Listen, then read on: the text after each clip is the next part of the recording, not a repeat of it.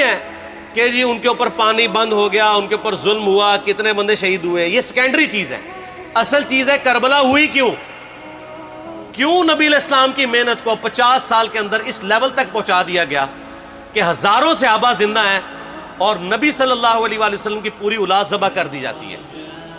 ہم تو یہ کہہ نہیں رہے کہ کیسے ذبح کیا انہوں نے، آری چلائی تھی یا تلوار چلائی تھی، یہ تو واقعہ کربلا تو سب کو پتہ ہے، ان کی شہادت بھی سب کو پتہ ہے. جامعہ ترمذی میں حدیث ہے حسن و حسین جنتی نوجوانوں کے سردار ہیں اور ان کی والدہ جو ہے وہ جنتی عورتوں کی سردار ہیں.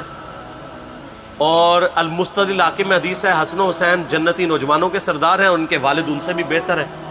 تو یہ تو ڈیفینٹ حدیثیں ہیں، یہ تاریخ تو نہیں ہے، نبی علیہ السلام کے فرامین ہیں. تو ان کی موجودگی میں ان کے ساتھ یہ کچھ کیا جائے تو ہم نٹی گریٹیز میں نہیں پڑھتے، ہم اس تھیم کے اوپر کہ یہ کون سی چیز تھی جس نے خلافت راشدہ کو ملوکیت میں بدل دیا، ہم اس تھیم کے اوپر بات کرتے ہیں. ہم کہتے ہیں چھوڑ دیں، بندے ہندے چھوڑیں. الٹیمیٹلی کیا نکلا ہے، کس کی وجہ سے ہوا ہے، وہ تو احادیث کی کتابوں میں موجود ہے. ہم کب کہہ رہے ہیں خفیہ کیمرے لگا گئے جی کس نے گولی پہلا تیر کس نے چلایا، یہ وہ ہم تو بتا رہے کس کے دور حکومت میں ہوا اور ان کا اپنا کردار کیا تھا، اس کو کس طریقے سے لا کے تخت پہ بٹھایا گیا. وہ ساری کی ساری چیزیں تو سامنے ہیں، وہ تاریخ کی کتابیں نہیں ہیں، حدیث کی کتابیں ہیں. اگر آپ کہتے ہیں کہ بخاری مسلم سے ہم نے صرف رفع الیدین کی حدیثیں لینی ہیں یا ایمانیات کی حدیثیں لینی ہیں اور باقی جو بخاری اور مسلم میں آل امیہ کی بدماشیوں کو ننگا کیا گیا ہے وہ ہم نے نہیں لینی ہے، تو سر پھر آپ اپنے آپ کو کلیئر کٹ، پھر ہم آپ سے واقعہ کربلا نہیں ڈسکس کریں گے، حجیت حدیث میں بات کریں گے. آپ کو اپنے آپ کو منکرین حدیث کہنا پڑے گا. یہ آپ اسکروٹنگ کیسے کریں گے؟ اس سے بڑی بات مجھے یہ بتائیں کہ عظمت صحابہ بڑی چیز ہے یا عظمت محمد رسول اللہ صلی اللہ علیہ وآلہ وسلم؟ تو بریلوی یہی تو رونا رو رہے ہیں، وہ کہہ رہے ہیں کہ قرآن میں تھوڑی آیات ہیں. آپ پھر مڑ مڑ کے پڑھتے ہیں قل انما انا بشر مثلکم، اس میں تو نبی علیہ السلام کی تنقیص ہو رہی ہے. تو ہم ان کو کیا کہتے ہیں کہ تنقیص مقصد نہیں، نعوذ باللہ نہ ہو رہی ہے، آپ افضل البشر ہیں لیکن آپ کی سپیشیز بشر ہے. یہ ہم اپنا عقیدہ سمجھتے ہیں، وہ اس کو تنقیص شمار کرتے ہیں. تو پھر اس وقت آپ بھی بریلویوں کی بات مان کے تو یہ آیات پڑھنا چھوڑ دیا کریں. آپ کہتے ہیں نہیں آیات ہے کیوں نہ بیان کریں، تو ہم بھی کہتے ہیں احادیث ہے کیوں نہ بیان کریں. کہ صحیح بخاری میں حدیث ہے 2812 عمار کو ایک باغی جماعت قتل کرے گی، وہ جماعت دوزخ کی طرف بلا رہی ہوگی اور عمار ان کو اللہ اور جنت کی طرف بلا رہا ہوگا. اب اس کے نرغے میں جو آتا ہے وہ آئے، میں اپنے نبی سے ٹکر لے لوں آپ لوگوں کے منہ کا خیال رکھتے ہوئے کہ میں نبی علیہ السلام کو کہوں کہ آپ نے کیوں ایسی بات کر دی کہ مولا علی کے مخالفین کو آپ نے دوزخ کی طرف بلانے والی جماعت کہہ دیا. تو لیں آپ ٹکر، جائیں سیدھا دوزخ میں. اور تھوڑی جرت کریں، آپ یہ کہا کریں کہ اے اللہ، اپنے لیے کہا کریں کہ اللہ تعالیٰ آپ کا حشر یزید اور یزید کے آباء و اجداد کے ساتھ کرے اور اس کی اولاد کے ساتھ. ہم کہتے ہیں کہ اللہ تعالیٰ ہمارا حشر جو ہے وہ مولا حسن حسین، مولا علی علیہ السلام اجمعین اور اہل بیت کے ساتھ کرے، آمین. اور آپ میں تو اتنی جرت نہیں آپ یہ بات بھی کر سکیں کیونکہ ان کو پتہ ہے. تو نبی علیہ السلام کی احادیث کو بیان کرنے کو یہ سمجھتے ہیں کہ جی اس سے مصیبت کھڑی ہو جائے گی، تو اپنے آپ کو منکرین حدیث ڈکلیئر کریں. پھر حجیت حدیث کا مقدمہ ڈسکس ہوگا، پھر کربلا نہیں ڈسکس ہوگی. اور یہ ٹی وی پہ بھی آ کے مولوی بیٹھے ہوتے ہیں، سنیوں کے بھی شیعوں کے بھی، مڑ مڑ کے جی وہ یزید نے یہ کر دیا. وہ یزید نے کیا کیا ہے یار؟ وہ تو سسٹم کا نمائندہ بن کے آیا جو پیچھے سے خراب تھا. یزید کو لے کے بیٹھے ہیں، یزید یزید یزید یزید. بھائی پیچھے سے معاملہ خراب ہوا. اگر نہیں یقین آتا تو یہ بخاری مسلم کی میں نے آلموسٹ 200 سے زیادہ حدیث مین سٹریم کی کتابوں سے اکثر بخاری مسلم جمع کیے، پڑھے. اور سر میں نے تو ان کو چیلنج دیا ہے، یہ حدیثیں پڑھ کے نا اپنے ممبروں سے صرف ان حدیثوں کی تشریح اپنی پبلک کے سامنے کر دیں. نہیں کر سکتے تو پھر لعنت کے مستحق تو ہو رہے ہیں حق چھپا کے، اور قیام الدین کے منہ پہ لگام ڈالیے. اور پھر مڑ مڑ کے کہتے ہیں نہیں جی وہ کچھ چیزیں خاص ہوتی ہیں وہ عوام الناس کے سامنے نہیں کرنی چاہیے.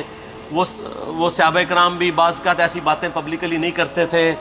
میں نے اس کے اوپر بڑا ایک میرا کلپ ہے یوٹیوب پہ، مولا علی سے متعلق 5 جھوٹ، تو میں نے کافی ساری چیزیں اس میں ڈسکس کی ہیں. لیکن میں یہ کہتا ہوں کہ اللہ کے بندو، جو چیزیں نبی علیہ السلام نے منع کی ہیں بیان کرنے سے وہ تو ہم ڈسکس کر بھی نہیں رہے. میں نے آج تک آپ کو منافقین کے نام بتائے؟ آپ نے حذیفہ ابن یمان کو بتائے تھے نا آپ صلی اللہ علیہ وآلہ وسلم نے؟ صحیح بخاری میں آتا ہے. تو میں نے آپ کو بتائے، آپ رازدار رسول تھے، وہ ختم ہوگی بات. میں نے کبھی ڈسکس کی ہے؟ اگرچہ میں نے صحیح مسلم کی حدیث 7035 نمبر ڈسکس کی ہے کہ نبی علیہ السلام نے فرمایا میرے صحابہ میں 12 منافق ہیں، وہ کبھی بھی جنت میں داخل نہیں ہوں گے یہاں تک کہ سوئی کی ناکے سے اونٹ نہ گزر جائے، اور ان میں سے 8 ایسا ہے جس کی کمر پہ دوبیلا پھوڑا نکلے گا. میں نے آج تک آپ کو بتایا کہ کس کس کی کمر پہ دوبیلا پھوڑا نکلا اور اس کی موت اسی پھوڑے میں ہوئی ہے؟ بتایا؟ تو میں تو وہ چیزیں ڈسکس بھی نہیں کر رہا، میں وہ چیزیں ڈسکس کر رہا ہوں جو نبی علیہ السلام نے علامات النبوہ میں بتائی ہیں. یہ امام بخاری حدیث نبوت کی دلیل کے چیپٹر میں لے کے آئے ہیں، اور امام بہقی نے 3500 احادیث پر مشتمل ایک کتاب لکھی ہے دلائل النبوہ، کہ ہم نبی صلی اللہ علیہ وسلم کو نبی کیوں مانتے ہیں، اس کے اوپر. اور اس میں یہ ساری حدیثیں عمار بن یاسر کے قتل والی لے کے آئے ہیں بتانے کے لیے کہ دیکھیں ہمارے نبی علیہ السلام کی نبوت کی دلیل ہے کہ آپ نے اپنی وفات کے آلموسٹ 30 سال کے بعد ہونے والے واقعے کو پہلے ہی بتا دیا. یہ حدیثیں چھپانے والی نہیں، بیان کرنے والی ہیں، علامات النبوہ کی حدیثیں ہیں. آپ کہتے ہیں چھپائیں. اگر کوئی حدیث دنیا میں نہیں چھپائی جا سکتی نا تو علامات النبوہ والی حدیث ہے، کیونکہ وہ تو نبی صلی اللہ علیہ وسلم کی نبوت کو جسٹیفائی کرتی ہے. ورنہ میرا ایک معصومانہ سوال ہے کہ نبی صلی اللہ علیہ وسلم نے یہ باتیں کر کے ان کے زوم میں نعوذ باللہ امت کو مصیبت میں ڈال دیا. آپ نے خود ہی فرمایا کہ یہ ہوگا. کیوں فرمایا آپ نے؟ میں تو بیان کر کے مجرم ہوں. تو جس نے مجھے خبر دی ہے ان کے بارے میں آپ کا کیا خیال ہے؟ یہ مسند احمد کی حدیث یہ میں نے گھر بیٹھ کے بنائی ہے کہ میری بیوی کا کیا حال ہوگا جس پہ خوف کے کتے بھونکیں گے. تو سیدہ عائشہ سے مجھ سے زیادہ نبی علیہ السلام کو محبت تھی، لیکن آپ اللہ کے پیغمبر تھے، آپ نے اپنے گھر کی خبر بھی نہیں چھپائی، بتا دی کہ یہ ہوگا. اور اس سے بڑھ کے آپ صحیح بخاری میں دیکھیں عمار بن یاسر کا خطبہ ہے. میں نے یہ سارا، پریشان نہیں ہونا، یہ ریسرچ پیپر میں سارا کچھ موجود ہے، اور کوئی چیز بھی ایسی نہیں جو اس میں سکپ ہو. صحیح بخاری میں خطبہ ہے کہ عمار بن یاسر کو مولا علی نے بھیجا کوفے میں. کوفے والے نیوٹرل ہو گئے تھے کیونکہ بصرہ سے سیدہ عائشہ آ رہی تھیں، اور وہاں پہ انہوں نے کہا نہ ہم سیدہ عائشہ کا ساتھ دیں گے نہ مولا علی کا دیں گے. تو عمار بن یاسر کو تیار کرنے کے لیے، یعنی وہاں کے جو عوام تھی اس قتال کے لیے، مولا علی نے بھیجا. تو سیدنا عمار بن یاسر نے وہاں پہ کوفے کے ممبر پہ خطبہ دیا. بخاری کے الفاظ ہیں، اوپر والی سیڑھی پہ عمار بن یاسر نے حسن ابن علی کو بٹھایا، حالانکہ حسن ابن علی سے 4 گنا بڑی عمر تھی عمار بن یاسر کی، 90 پلس ہو چکے ہوئے تھے، 3-4 گنا ان کی عمر تھی. لیکن اہل بیت کا احترام کیا، خود نچلی سیڑھی پہ بیٹھے. بخاری کے الفاظ ہیں کہ اے لوگو اللہ نے تمہیں آزمایا ہے، ایک طرف دنیا اور آخرت میں تمہارے نبی کی بیوی ہے سیدہ عائشہ، دنیا اور آخرت میں، یعنی عزت اپنی جگہ قائم. یہاں لوگ سمجھتے ہیں کسی کی غلطی آ گئی تو پتہ نہیں کیا ہو گیا. وہ یار اس کا مرتبہ اپنی جگہ ہے، غلطی اپنی جگہ ہے، پیغمبر نہیں ہے وہ. اور دوسری طرف علی ابن ابی طالب ہے. اللہ اب دیکھے گا تم عائشہ کی اطاعت کرتے ہو یا اللہ کی. علی کی نہیں، اللہ کی. کیوں؟ یا ایھا الذین آمنوا اطیعوا اللہ واطیعوا الرسول واولی الامر منکم. ان کا اولو الامر مولا علی ہیں، ان کی اطاعت واجب ہے. یہ اللہ نے آزمایا ہے کہ اللہ کی اطاعت کرتے ہو یا عائشہ کی.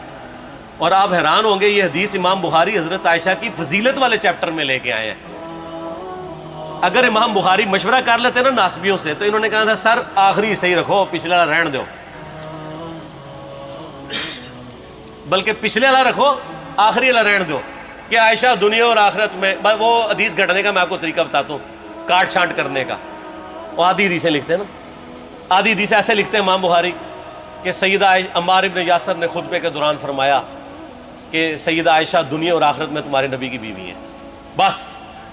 لیکن امام بخاری نے پوری حدیث لی ہے، آگے وہ بھی ڈالا ہے کہ اللہ آزما رہا ہے کہ عائشہ کی اطاعت کرتے ہو یا اللہ کی، جیسے آپ کے علماء کر رہے ہیں۔ صحیح مسلم کی حدیث 6488 آدھی بیان کرتے ہیں سارے مولوی، بریلوی، دیوبندی، اہل حدیث سب، میرے صحابہ کو برا مت کہو، اگر تم میں سے کسی نے احد پہاڑ کے برابر بھی سونا خیرات کر دیا اور میرے صحابہ نے ایک مد یعنی 600 گرام خیرات کی، آدھا کلو، اس کے آدھے کو بھی نہیں پہنچ سکتا بس۔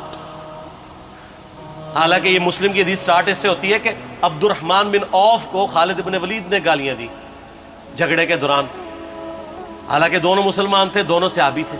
آپ نے حضرت خالد بن ولید کو بلا کے ڈانٹا، فرمایا تم میرے صحابہ کو برا مت کہو۔ تو خالد بن ولید نے تو آگے سے نہیں کہا حضور میں بھی صحابی ہوں۔ ان کو پتا تھا کہ عبد الرحمن بن عوف نے اس وقت اسلام قبول کیا جب اسلام کا مطلب تھا مار، تکلیف اٹھانا، اور خالد بن ولید نے گولڈن پیریڈ میں صلح حدیبیہ کے بعد اسلام قبول کیا۔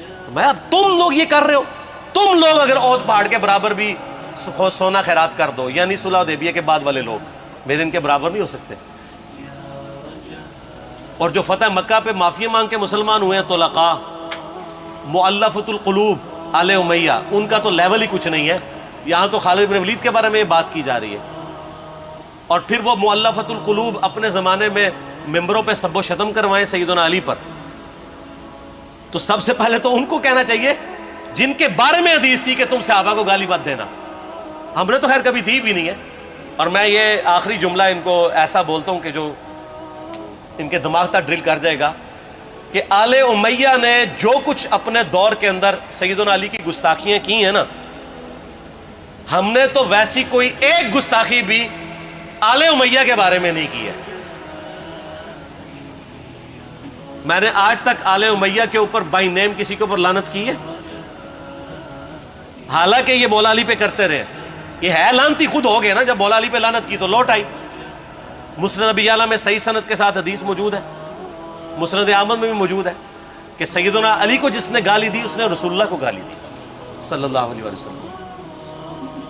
جب ام سلمہ نے کہا تھا، شیخ زبیر صاحب نے اس کو تحکیم میں صحیح لکھا ہوا ہے فوٹ نوٹ کے اوپر، کہ لوگوں تمہارے ممبروں پر رسول اللہ کو گالیاں دی جاتی ہیں، تو انہوں نے کہا معاذ اللہ، ہم کب کہیں گے، ایسا نہیں ہو سکتا۔ تو ام سلمہ نے کہا تم لوگ علی اور اس سے محبت کرنے والوں پہ گالی گلوچ نہیں کرتے ہو کیا؟ جبکہ میں نبی کی بیوی کہتی ہوں کہ سب سے زیادہ رسول اللہ سے محبت، سیدنا علی سے محبت نبی صلی اللہ علیہ وآلہ وسلم کرتے تھے۔ لہٰذا جب یہ تم کہتے ہو نا علی پر لعنت، علی سے محبت کرنے والوں پہ لعنت، تو یہ لعنت تو تم نبی علیہ السلام تک لے کے جا رہے ہو نعوذ باللہ، کیونکہ علی سے محبت کرنے والا پہلے نمبر پہ نبی صلی اللہ علیہ وآلہ وسلم ہے۔ اور پھر کہتے ہیں سب کا مطلب تنقید ہے، اور نہ، پرانیاں گلاں، پرانے بابے، پرانے بزرگ جھوٹے ہو۔ صحیح مسلم کھولو 6229 غدیر خم سے اگلی حدیث، لعن اللہ ابا التراب کے الفاظ ہیں، مٹی والے ابن ابی طالب پر لعنت، یہ الفاظ موجود ہے۔ سب کا ترجمہ لعنت ہی ہے، تنقید نہیں ہے۔ اچھا پھر میرا معصومانہ سوال ہے کہ اس کا مطلب ہے صحابہ پہ تنقید کرنا اچھا کام ہے؟ کہیں گے نہیں، تو بتاؤ یہ برا کام کون کرتا تھا؟ شیعہ کا ابا کون ہے؟ رافضیوں کا ابا کون ہے؟ آل امیہ۔ تو لہذا شیعہ نو میں کہنا کہ تسی شیخین کے اوپر بکواس اور تبرہ کرنے کی بجائے نا آپ لوگوں کو حقائق بتائیں کہ ٹوٹی کمند کہاں۔